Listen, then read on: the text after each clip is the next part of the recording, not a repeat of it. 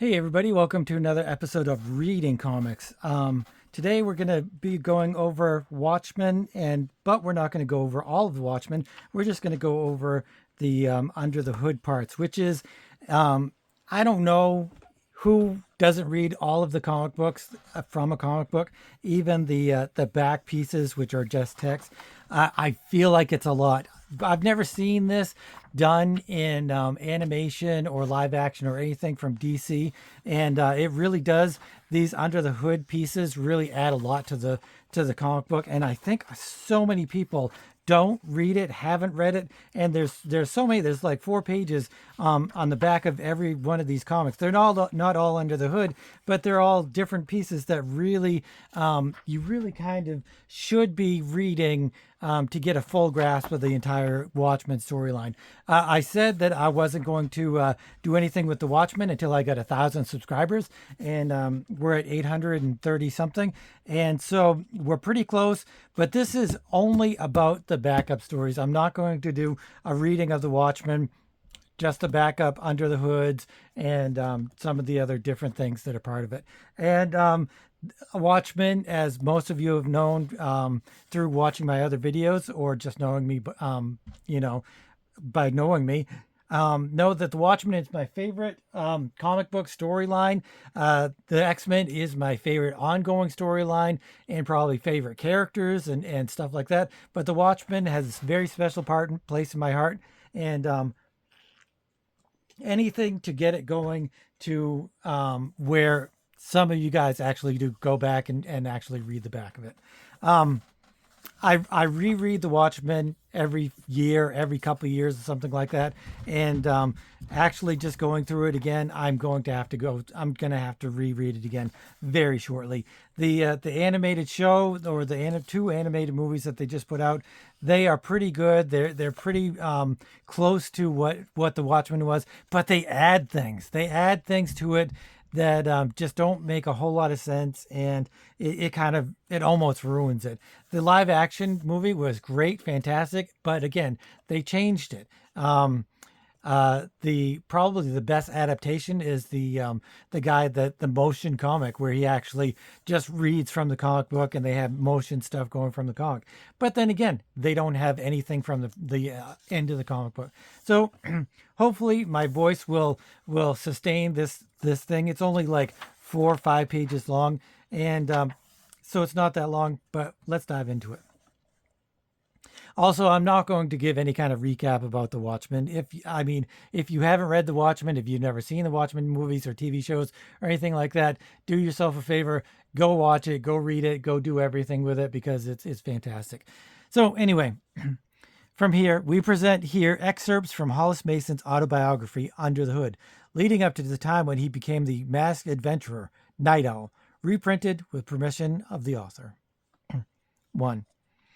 The lady who works in the grocery store at the corner of my block is called Denise, and she's one of America's great unpublished novelists.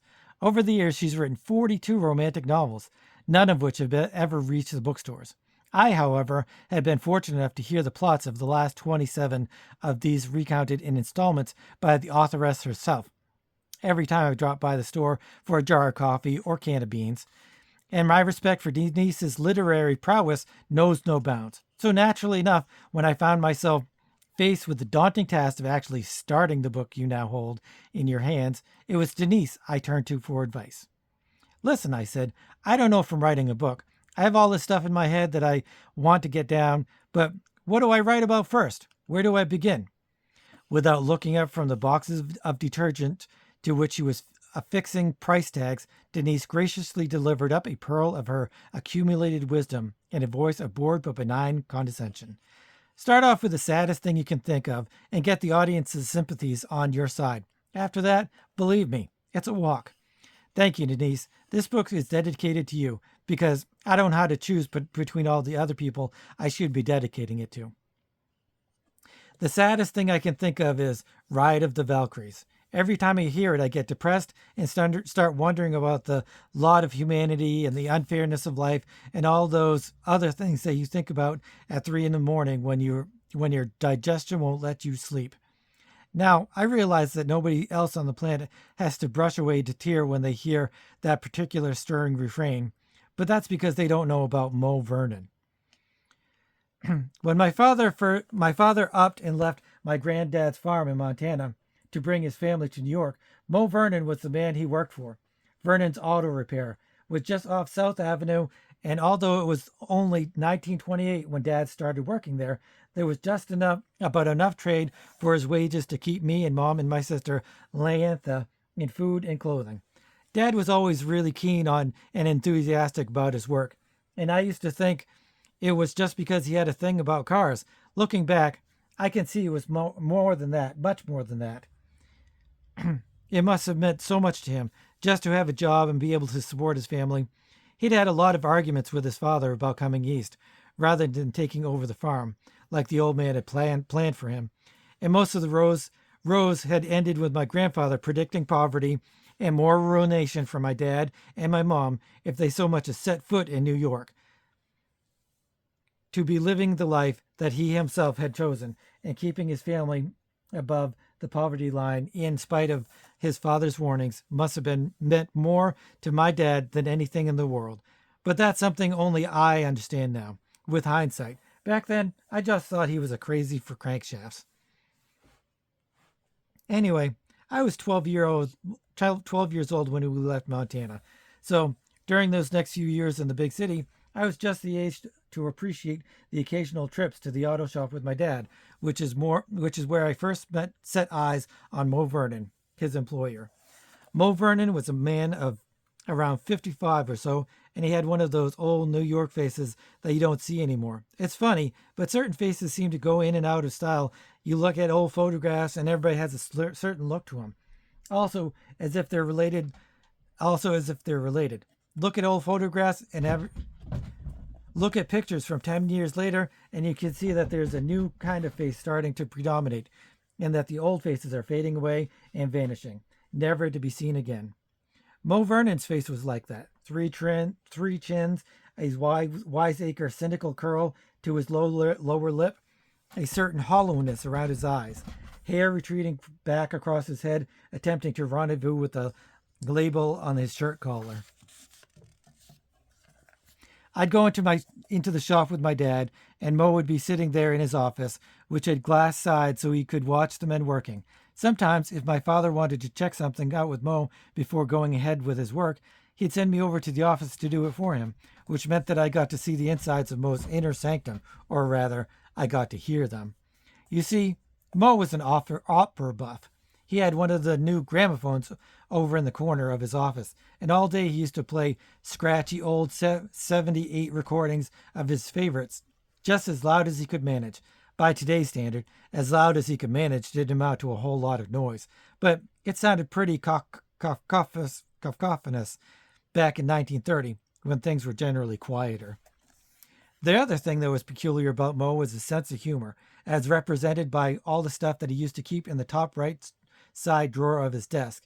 In that drawer, amongst a mess of rubber bands and paper clips and receipts and stuff, Mo had one of the largest collections of tasteless novelty items that I ever seen until that point, or I've ever seen since.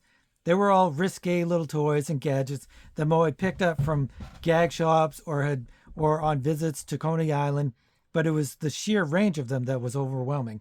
Every cheap blue gimmick that you could remember your dad bringing with home when he'd been out drinking with the boys and embarrassing your mom with.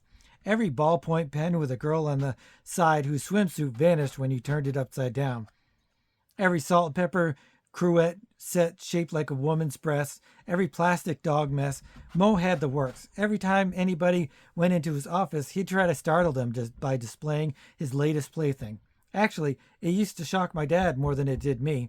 I didn't think he looked like the idea of his son being exposed to that kind of stuff, probably because of all the moral warnings my grandfather had impressed upon me.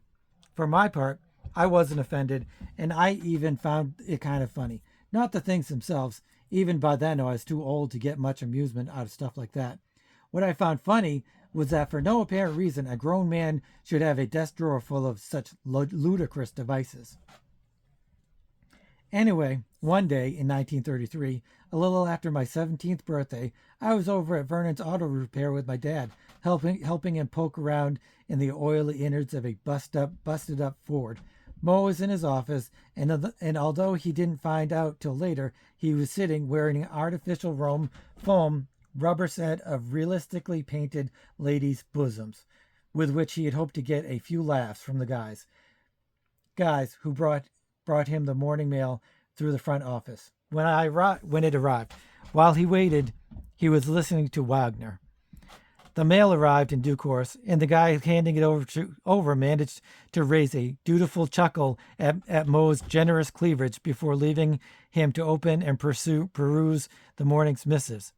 Amongst these, again, as we found out later, there was a letter from Moe's wife, Beatrice, informing him that for the past 2 years she had been sleeping with Fred Motts, the senior and most trusted mechanic employed at Vernon's Auto Repairs, who unusually hadn't shown up for work on that particular morning. This, according to the concluding paragraphs of the letter, was because Beatrice had taken all of the money out of the joint account she shared with her husband and had departed with Fred for Tijuana. The first anyone in the workshop knew about this was when the door of Moe's office slammed open and the startling, loud, and crackling rendition of Ride of the Valkyries blasted out from within. Framed in the doorway with tears in his eyes and the crumpled letters in his hand, Moe stood dramatically with all eyes turned towards him. He was still wearing the set of artificial breasts, almost inaudible above the rising strains of Wagner swelling behind him. He spoke with such hurt and outrage and offended dignity fighting for possession of his voice that the end result was almost toneless. Fred Motts has had carnal knowledge of my wife Beatrice for the past 2 years. He stood there in the wake of his announcement, the tears rolling over his multiple chins to soak into the pink foam rubber of his bosom, making tiny sounds in his chest and throat that were trampled under the hooves of the Valkyries and lost forever. And everybody started laughing. I don't know what it was. We could see he was crying, but it was just something in the toneless way he'd said it. Standing there, wearing a pair of false breasts with all of that crashing, triumphant music soaring all around him. None of us could help it, laughing at him like that. My dad and I were both doubled over, and the other guys slaving over the nearby cars were wiping tears from their eyes and smearing their faces with oil in the process. Mo just looked at us and for a minute and then walked back into his office and closed the door. A moment or two later, the Wagner stopped with an ugly scraping noise as Mo snatched the needle from the groove of the gramophone record, and after that there was silence. About half an hour passed before somebody went in to apologize on behalf of everybody and see if Mo was all right. Mo accepted the apology and said that he was fine. Apparently, he was sitting there at his desk, breast now discarded, getting on with normal routine paperwork as if nothing had happened. That night, he sent everybody home early. Then, running a tube from the exhaust of one of the shop's more operational vehicles in through the car's window, he started up the engine and drifted off into a final, bitter sleep amongst the carbon monoxide fumes. His brother took over the business and even eventually re-employed Fred Motts as chief mechanic. And that's why the Ride of the Valkyries is the saddest thing I can think of. Even though it's somebody else's tragedy rather than my own.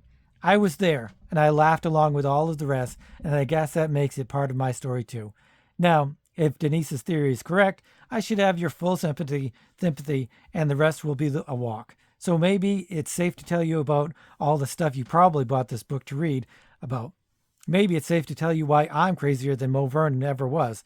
I didn't have a drawer full of erotic novelties, but I guess I had my own individual quirks. And although I've never worn a set of false bosoms in my life, I've stood there dressed in something just as strange, with tears in my eyes, while people died laughing.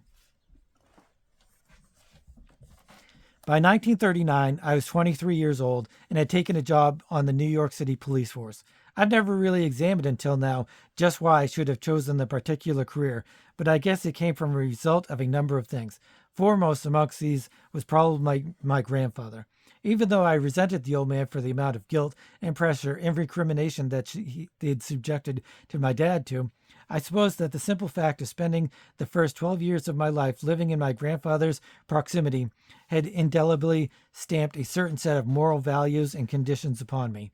I was never so extreme in my beliefs concerning God, the family, and the flag as my father's father was, but if I look at myself today, I can see basic notions of decency that were passed down directly from him to me.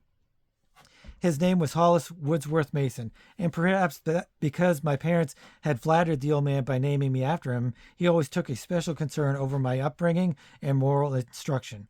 One of the things he took great pains to impress upon me was that country folk were morally healthier than city folk, and that cities were cesspools into which all of the world's dishonesty and greed and lust and godliness drained and was left to fester unhindered, obviously, as I got dishonesty and greed and lust and godliness drained and was left to fester unhindered. Obviously, I had got older and came to realize just how much drunkenness and domestic violence and child abuse was hidden behind the neighborly facade of some of these lonely Montana farmhouses. I understood that my grandfather's appraisal had been a little one-sided. Nevertheless, some of the things that I saw in the city during my first few years here filled me with a sort of ethical revulsion that I couldn't shake off. To some degree, I still can't. The pimps, the pornographers, the protection artists, the landlords who set dogs on the elderly tenants when they wanted them to make way for more lucrative customs, the old men who touched little children, and the callous young rapists who were barely old enough to shave. I saw these people all around me, and I'd feel sick in my gut at the world and what it was becoming. Worse, there were times when I'd upset my dad and mom by loudly wishing I was back in Montana. Despite everything, I wished no such thing, but sometimes I'd be mad at them and I'd seem like the best way to hurt them. To reawaken all those old doubts and worries and sleeping dogs of guilt. I'm sorry I did it now, and I wish I could have told them that while they were alive. I wish I could have told them that they were right in bringing me to the city, that they did the right thing by me. I wish I could have let them know that their lives would have been much easier. When the gap between the world of the city and the world my grandfather had presented to me as right and good became too wide and depressing to tolerate, I turned my other great love, which was pulp adventure fiction. Despite the fact that Hollis Mason Sr. would have had nothing but scorn and loathing for all those violent and garish magazines, there was a sort of prevailing morality in them that I'm sure he would have responded to. The world of Doc Savage and the Shadow was one of the absolute values.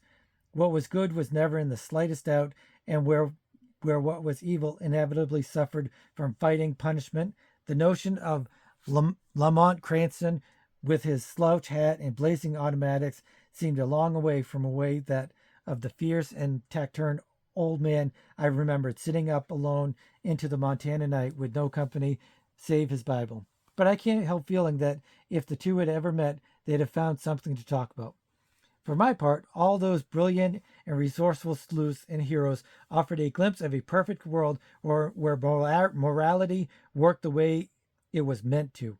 Nobody in Doc Savage's world ever killed themselves except thwarted kamikaze assassins on enemy spies with cyanide capsules. Which would rather live in? Which world would you rather live in, if you had the choice? Answering that question, I suppose, was what led me to become a cop. I was also what led me later becoming something more than a cop. Bear that in mind, and I think the rest of this narrative will be easier to swallow. I know people always have trouble understanding just what brings a person to behave the way that I and the people like me behave. What makes us do the sort of things we do. I can't answer for anybody else, and I suspect that all our answers would be different anyhow, but in my case, it's fairly straightforward. I like the idea of adventure, and I feel bad unless I'm doing good. I've heard all the psychologist theories, and I've heard all the jokes and the rumors and the innuendo, but what it comes down to for me, is that I dressed up like an owl and fought crime because it was fun and because it needed doing and because I goddamn felt like it. Okay, there it is. I've said it. I dressed up as an owl and fought crime. Perhaps you Perhaps you begin to see why I half expect this summary of my career to raise more laughs than poor cuckolded Mo Vernon with his foam teats and his Wagner could ever have hoped to have done. For me, it all started in 1938, the year when they invented the superhero. I was too old for comic books when the first issue of Action Comics came out, or at least too old to read them in public without souring my promotional chances. But I noticed a lot of the little kids in my beat on my beat reading it, and I couldn't resist asking one of them if I could glance through it. I figured if anybody saw me, I could put it down to keeping a good relationship with the youth of the community. There was a lot of stuff in that first issue. There were detective yarns and stories about magicians whose names I can't remember. For from the moment I set my eyes on it, I only had eyes for the Superman story. Here was something that presented the basic morality of the pulps without their darkness and ambiguity, the atmosphere of the horrific and the faintly sinister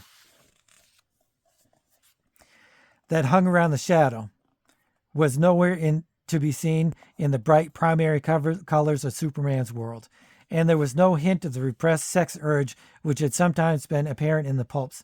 To my discomfort and embarrassment, I'd never been entirely sure what Lamont Cranston was up to with Margot Lane, but I bet it was nowhere near as innocent and wholesome as Clark Kent's relationship with her namesake, Lois.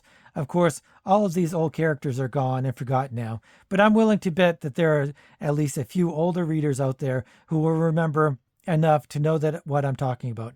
Anyway, suffice it to say that I read that story through about 8 times before giving it back to the complaining kid that I'd snitched it from. It set off a lot of things I'd forgotten about deep inside me and kicked off all those old fantasies that I'd had when I was 13 or 14 back into gear. The prettiest girl in the class would be attacked by bullies and I'd be there to beat them off. But when she offered to kiss me as a reward, I'd refuse. Gangsters would kidnap my math teacher, Miss Albertine, and I'd track them down and kill them one by one until she was free. And then she'd break off her engagement with her sarcastic English teacher, Mr. Richardson, because she'd fallen hopelessly in love with her grim face and silent 14-year-old savior. All of this stuff came flooding back as I stood there gawking at the hijacked comic book. And even though I laughed at myself for having entertained such transparent, juvenile fantasies, I didn't laugh as hard as I might have done. Not half as hard as I'd laughed at Mo Vernon, for example.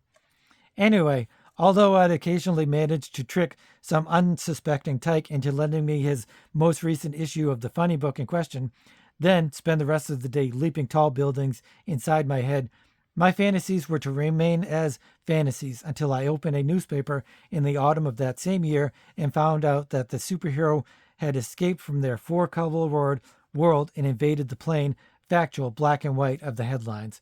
The first news story was simple and unpresupposing enough, but it shared enough elements with those fictions that were closest to my heart to make me notice and file it away in my memory for future reference. It concerned an attempted assault and robbery that had taken place in Queens, New York. A man and his girlfriend walking home after a night at the theater had been set up by a gang of 3 men armed with guns. After relieving the couple of their valuables, the gang has started to beat and physically abuse the young man while threatening and indecently assault his girlfriend. At this point, the crime had been interrupted by a figure who dropped into the alleyway from above with something over his face and proceeded to disarm the 3 attackers before beating them with such severity that all 3 required hospital treatment, and that subsequently lost the use of both legs as a result of spinal injury. The witnesses recounting the event was confused and contradictory, but there was still something in the story that gave me a tingle of recognition, and then, a week later, it happened again. Reportage on the second instance was more detailed. A supermarket stick-up had been prevented thanks to the intervention of a tall man built like a wrestler. He wore a black hood and cape and also wore a noose around his neck. This extraordinary being had crashed in through the window of the supermarket while the robbery was in progress and attacked the man responsible with such intensity and savagery that those not disabled immediately were only too willing to drop their guns and surrender. Connecting this incidents of mass intervention with with its predecessor, the papers ran the story under a headline that read simply "Hooded Justice." The first mass adventurer outside comic books had been given his name. Reading and rereading that news item, I knew that I had to be the second. I'd found my vocation. So this is the first part of Under the Hood. I think that's what it's called, Under the Hood, and we'll be reading the next parts and the next parts as the next couple weeks go by. Again, if you haven't read this, if you haven't read The Watchmen, go read it. And if you've read The Watchmen, but you've never read Under the Hood in the back because it was just lots of text, and you were like, it doesn't have anything to do with the storyline, doesn't have anything to do with the comic book, then why did you read the pirate parts? Why read about the pirate ships and all of that other stuff? That doesn't really have anything to do with the main storyline, but you still read it, possibly because it's comic book form, or possibly because it's fantastic. And I'm not saying you shouldn't have. I'm saying read this too. Anyway, thanks for watching, and I'll be back for another reading and another review tomorrow, actually. And as always, keep on creating.